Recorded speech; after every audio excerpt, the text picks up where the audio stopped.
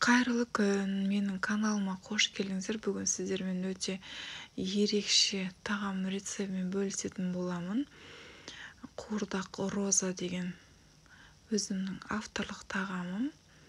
Дастархандарыңызда өте ерекше көрінетін болады. Дәмі де өте дәмді болады. Видеоны аяғына дейін көріңіздер. Керек заттардың барлығын описанияға жазып кететін боламын. Менде қойдың еті жуылып, туралып, кесіліп қойған. Қазанға майды ысытып, туралған етті саламыз. Газын астын баспай, крышкасын жауып, қайнатамыз етті.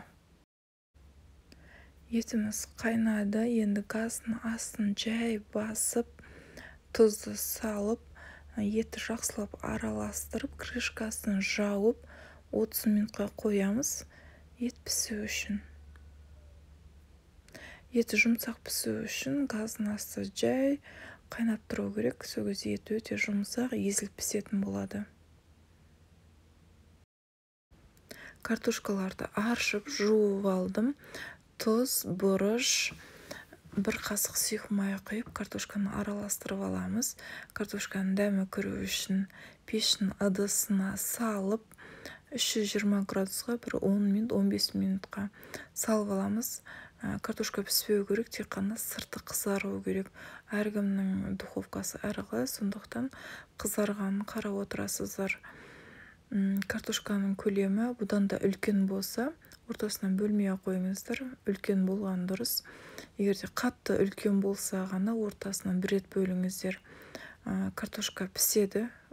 Пеште жартылай піскеннен кейін қазанда толық пісетін болады. Егер де картошкаларыңызды кішірек қылып турайтын болсаңыздар, картошкаларыңыз езіліп кететін болады.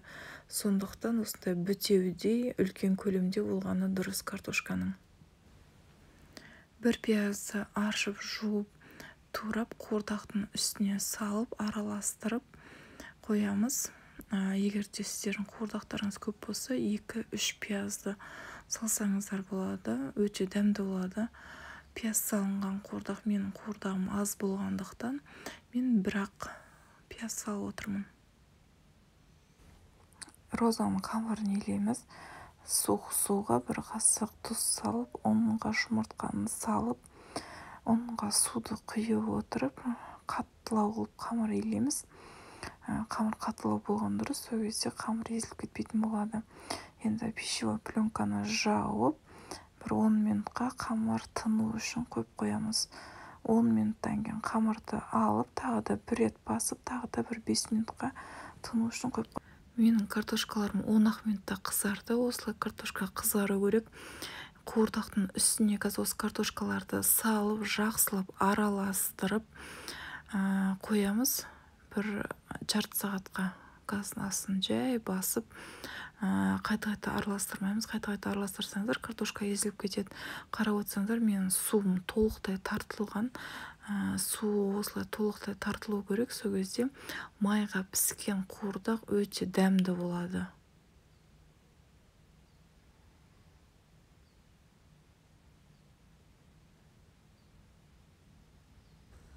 Розаның салмасын жасаймыз.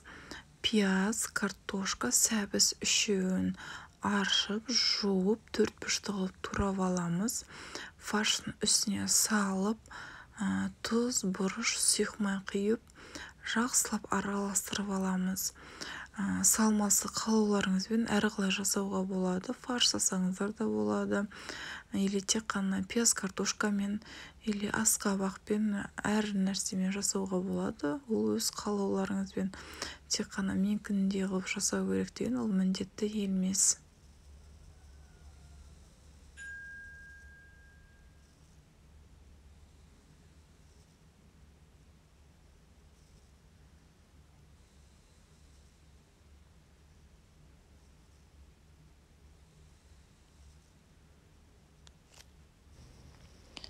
Қамырым 15 минут тұрып жақсы тындым.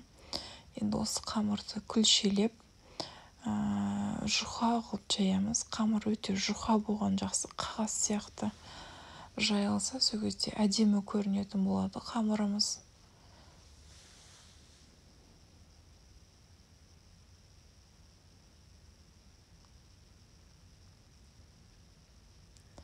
қамырды жинап тура видеодағындай кесіп аламыз қамырдың барлығын.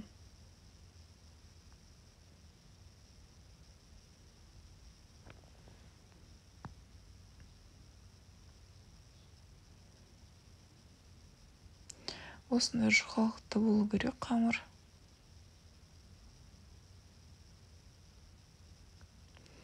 Енді қамырлардың бәрін бір-бірінің үстіне қойып шығамыз. Қамыр қатты иленгеннен кейін жабыспайды.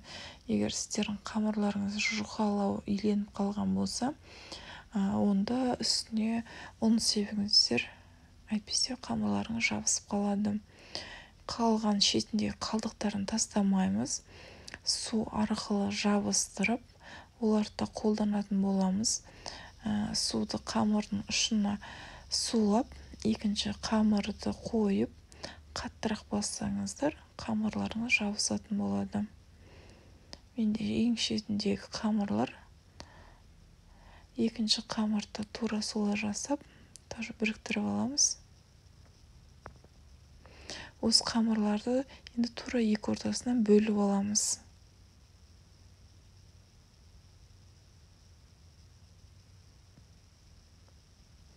Қамырымызды екіге бөліп алдық. Енді осы қамырдың ішіне салманы салып, өте көп салып жібермеңіздер. Көп салсаңыздар, қамырларыңыз түйілмей қалады. Өйстіп аздан салып шығыңыздар. Сол кезде қамырларыңыз түйілетін болады. Тура видеода қарап, видеодағындай қамырды түйіп шығамыз.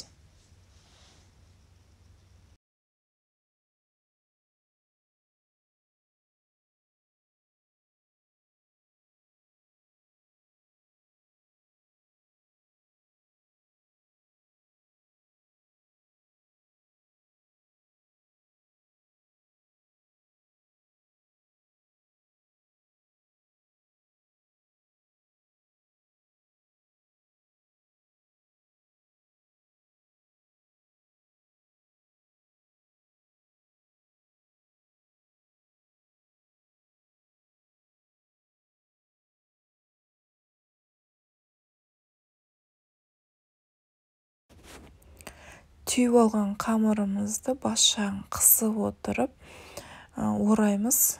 Қаттырақ қысып отырып ораймыз. Сол кезде ашылып кетпейді. Ұшында біріктіреміз қамырға.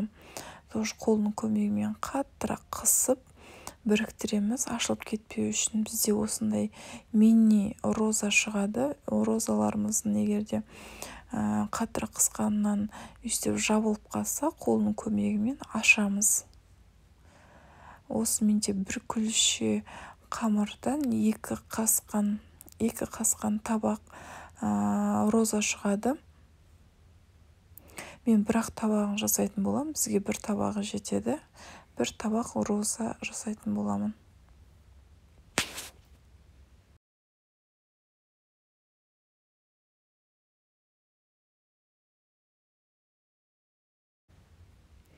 Розаларымды түйіп алдым. Қайнап тұрған суға 40 минут пісіріп алатын боламын.